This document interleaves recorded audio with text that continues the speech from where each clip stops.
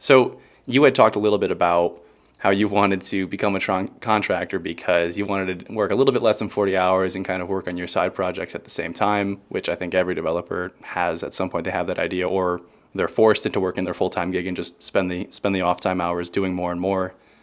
Did that dream come true? Are you working less than 40 and doing your off stuff? No.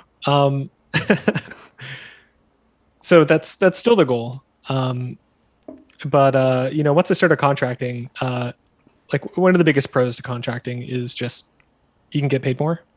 Um, and to talk a little bit about that, so when you're working salaried, a company is responsible for paying for a lot of different benefits. They have additional taxes and stuff that they have to pay, and there's a lot more that goes into hiring somebody on salaried. Whereas when you're a contractor, you're responsible for paying a lot more, and you're a little bit more at risk. So like if a company is falling on tough times, like the contractors and that they're working with, they're going to be some of the first to go. So contractors end up getting paid, or can end up getting paid a lot more depending on the organization. And negotiations, I think, for pay are also a lot easier. In what sense, compared to a salary job or like that initial process? Is it just because you set your initial rate and Yeah. there's So you less come, ambiguity there or less wiggle room in yeah. some sense? So you come in at a much higher rate typically. So if you come in as a salaried employee, they might start you off at a certain number and say, hey, after 90 days, we'll increase this by 5 or 10K. And then maybe after a year of you proving yourself, we'll bump you up another 5K. And then after another year, maybe we'll give you another 5K. And those are super small increments that companies are using in order to give you a carrot to chase, to just give you some incentive to do well, which is a little bit of gamifying it, but that's reasonable, right? If I ran a company, I would do the same thing. Yep.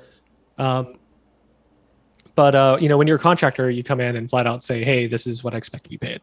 And when you're a contractor, you could be hourly, you could be working 10, 20, 30, 60 hours a week. It just depends. So I think the negotiations end up being a lot more flexible than whatever rules that HR typically has set up for their salaried employees. And to go off of that just a bit, what are the expectations? Have you noticed a difference in the expectations between what is expected of you in terms of delivery right away as a contractor versus being an in-house dev? The We want you to be able to deploy something first week, first month, whatever it is, versus I think companies, my bias, I'm thinking is that a company that you're a part of, if you're salaried, would probably be much more coddling to some sense, or could even go in the other direction and be more demanding. What's it been in your experience? So when it comes to full-time contracting gigs, it seems like they're willing to invest time into you. And they basically treat you as if you're a normal employee, except for the fact that you get to avoid a lot of the office politics and a lot of the HR hurdles that you have to jump through. Um, but other than that, I've been treated pretty much like an employee. There was, a ramp up period saying, hey, like, we understand it's going to take you time to learn our stack. Uh, it might take a month, it might take 3 months, depending on the organization, but it's pretty much the same. It's when you're working with hourly or smaller scale clients that things are a little bit different. Often those clients have like an intense need, like maybe their existing employees don't have the capacity or skills to fix a certain problem that happens to be a priority, and so they go searching for help elsewhere. They think, oh, I don't want to bring on a new salary client, so why don't I find a freelancer or contractor? So when you come on, typically they'll say, hey, we have these immediate needs, we want something delivered, and they basically expect you to be able to jump on and hit the ground running as fast as possible so that you can deliver as quickly as possible. Ideally, any professional will be hitting the ground and delivering as soon as possible, but the sense of urgency is much higher when you're working less time. I think too that if you're a company that is extending contracting jobs, you're probably relatively organized to the point where you know exactly what you're hiring someone for and you've really thought about it. Whereas, not that a a company that has purely full-time employees wouldn't be organized or calculated like that. But in my experience, I've often found that, for example, the company I came into, I had a little bit of experience with React when I first started. I was mainly a server-side guy with Node and Express. And within 6 months, I was doing some iOS contributions, some, different PHP contributions, things I hadn't used at all. Whereas I feel like with the contracting world, because you're specifying your rate, you're specifying here's the exact skills I'm good at, whether it's, I'm a React guy, I'm an Angular guy, I can do backend, I specialize in TypeScript, whatever it is.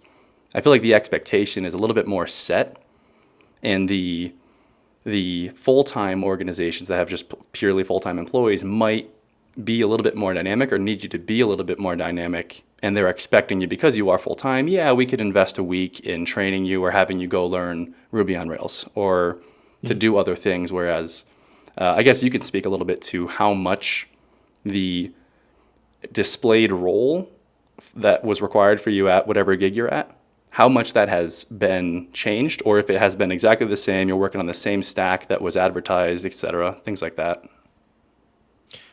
So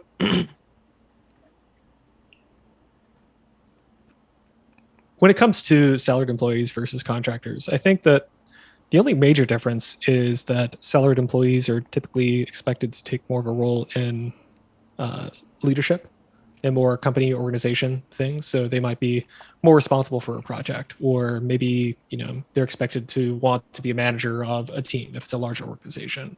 Or if you're very small, maybe they're expected to take more of an initiative to show that they're invested in the company. But and this isn't limited to development or even technology, but when you're an expert in something and somebody is bringing you on because you're an expert, and you have all the skills to not just work on that thing, but a lot of tangential things as well.